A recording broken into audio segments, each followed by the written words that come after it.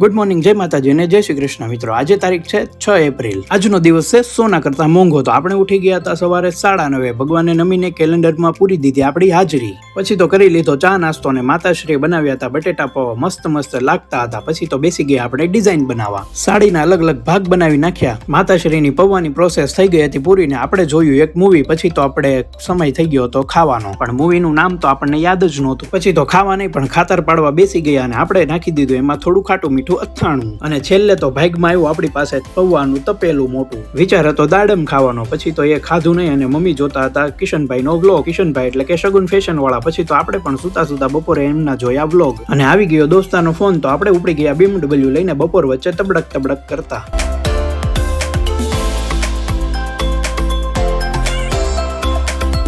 અને પહોંચી ગયા ભાઈબંધની ઓફિસે અને એ તો યુટ્યુબ માટે મહેનત કરતો હતો વિડીયો એડિટિંગની. પછી તો નીકળી ગયા ચા પાણી પીવાને. જોઈ લીધી આપણા ફેવરિટ બ્રાન્ડની કાર. સુરજ દાદા મસ્ત કેસરી આઈફોન જેવા લાગતા હતા. પછી તો ત્યાંથી નીકળી ગયા અને આપણે જવાનું હતું ક્લાસે, પણ આ રોડ વચ્ચે બાકસ જેવી બિલ્ડિંગ જોરદાર લાગતી હતી. તમને કેવી લાગી કોમેન્ટ કરો. પછી તો પહોંચી ગયા ક્લાસે અને સેમ્પલ લઈને બનાવવા બેસી ગયા આપણે ડ્રેસની ડિઝાઇન. મોંઘા દિવસનો થઈ ગયો વિરામ.